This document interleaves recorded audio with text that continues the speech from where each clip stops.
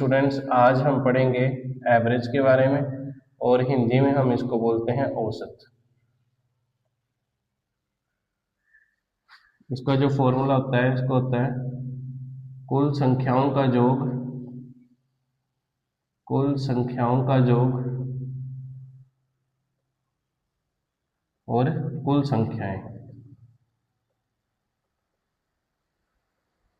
ठीक है, कि जितनी जो भी संख्याएं हैं जिनका हमने एवरेज निकालना है उनका योग निकालना है और जितनी कुल संख्याएं हैं। जैसे फर्स्ट क्वेश्चन है हमारे पास, जैसे हम बोल रहे हैं 2, 4, 6, 8, 10 इसका औसत ज्ञात करो, का औसत ज्ञात करो।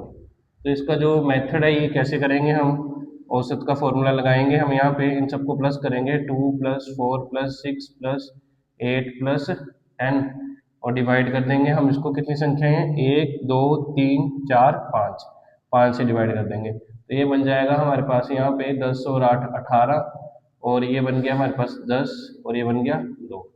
ठीक है, तो ये हमारे पास ये बन गया 18 और 10 28 और 28 और 2 कितना हो जाएगा हमारे पास 30।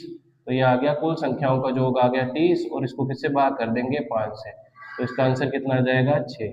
लेकिन इसको हम एक और तरीके से निकाल सकते हैं, डायरेक्ट मेथड से 1 सेकंड के अंदर हम इसको निकाल सकते हैं। आपने सबसे पहले चेक करना है गैप। इस क्वेश्चन में देखो गैप 2-2 का है, सब संख्याओं में जो गैप है वो 2-2 का है। तो हम क्या करेंगे, कितनी संख्याएं यहाँ 5, तो आप 2 संख्याएं यहाँ से छोड़ दो और 2 संख्याएं यहाँ से छोड़ दो, तो जो बीच वाला अंक होगा वो हमारा क्या होगा, औसत का क्या होगा, मान होगा। लेकिन जो ये ट्रिक है ये तभी यूज होगी जब हमारे पास जो गैप है वो क्या होगा, सेम होगा। जैसे एक और क्वेश्चन देखते हैं, हमारे पास ये है 110, 120, 130, 140, 150 और 160 और 170। अब अगर आप इसका औसत ज्ञात करोगे तो आपको क्या लगेगा, टाइम लगेगा। लेकिन आपने क्या चेक कर लिया इसमें कि जो गैप है वो सेम है, 10-10 का गैप है और संख्याएं कितनी है, 7 है। तो 3 संख्याएं यहाँ से छोड़ दो और 3 संख्याएं यहाँ से छोड़ दो, तो जो आपका औसत मान होगा वो कितना आएगा, 140 आएगा। और देखते हैं, जैसे ये 20, 40, 60, 80। अब आप देखोगे कि इसमें गैप तो सेम है लेकिन इधर भी 2 संख्याएं हैं, इधर भी 2 संख्याएं हैं, तो इसके बीच वाली जो संख्या होगी वो होगा आपका औसत मान। तो 40 और 60 के बीच में कौन सी संख्या आती है, 50, तो इसका आंसर क्या होगा 50। या फिर आप क्या कर सकते हो, एक संख्या यहाँ से छोड़ दी, एक यहाँ से छोड़ दी, इन दोनों को प्लस करो और इसका हाफ कर देना है आपने, 2 से इसको भाग दे देना है।